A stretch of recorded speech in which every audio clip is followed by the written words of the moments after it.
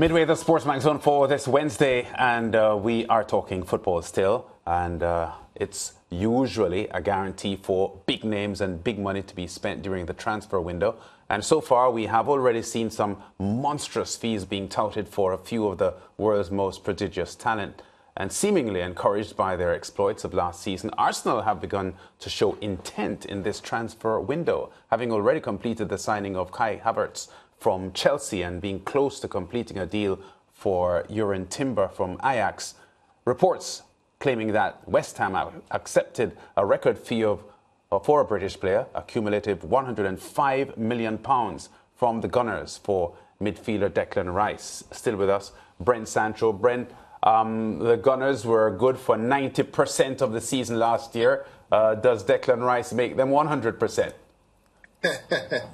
No, I still think there are a few additions that they may need. But look, it's a massive, massive signing for Arsenal. One of the things we saw with them when they started to fall off more to the end of the season was depth, and in particular areas. And I think with Declan Rice coming in, you're getting a player that is not just a leader, that not just knows this league inside out, but he's a true star and future captain and leader for this Arsenal team. So yeah, I do think it's a big signing for them, but not just 100%, Lance. Best to give a figure, I'd say about 97.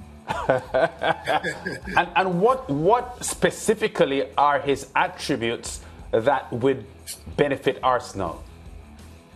Arsenal missed a ball progressor in the middle of the park. They tried with Janino on loan from Chelsea.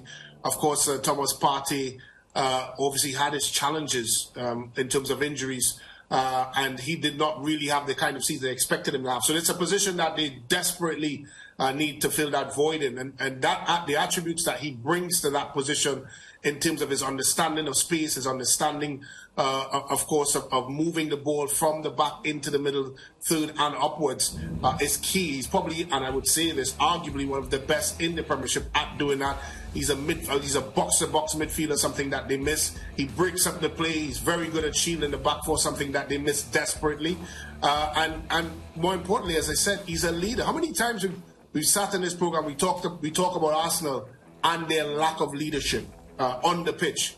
We've said that since the likes of Patrick Vieira has left Arsenal. So they've really got someone that can change things for Arsenal. And this, as I said, is one of them signings. Of course, the price tag everyone would look at, but I think what you get from the price tag is a genuine opportunity of winning the Premiership this season. Yeah, Brent, if you were the agent for Declan Rice, forget the money. Where would you advise him to go? I think he's made the right decision. I think he has, and I'll tell you why. Manchester City does not necessarily need a Declan Rice. I think he would be part and a part of what they do. But I think at Arsenal, he can build a career. If Arsenal continues to go in the trajectory that they're going in, look, we did complain about the fact that they didn't have the bodies to cross the finishing line. But guess what? So far, they've gone out, they're about to sign Havertz, or they've signed Havertz already. Timber as well is about to come in, which is another good signing.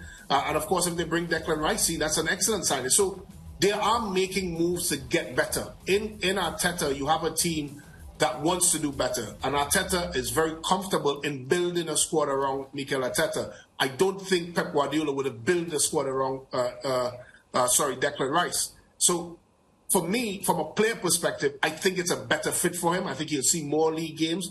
I think he will have more responsibility playing in an Arsenal shirt than, say, Man City or even Chelsea, because that was one of the clubs that was mentioned as well for Declan Rice. Yeah, every season we see these transfer fees going up and we keep getting record numbers. Is Declan Rice worth this £100 million? I would say, from my perspective, no, but I do understand the business of the sport.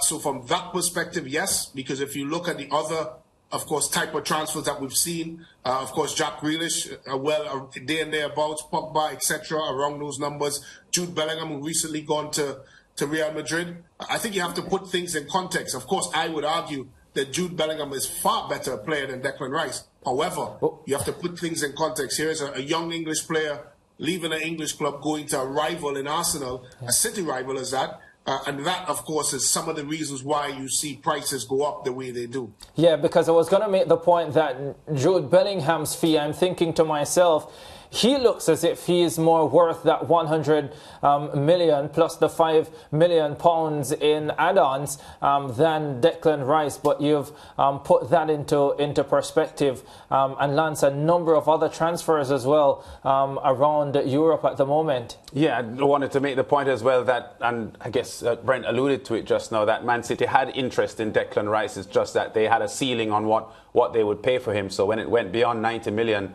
they said, okay, that's it for us. And we know, Brent, that he hasn't been the only English superstar looking to be on the move, as per usual. News around Harry Kane leaving Tottenham Hotspur swirling. This time it is Bayern Munich who are interested and have apparently had a go at a £60 million offer rejected.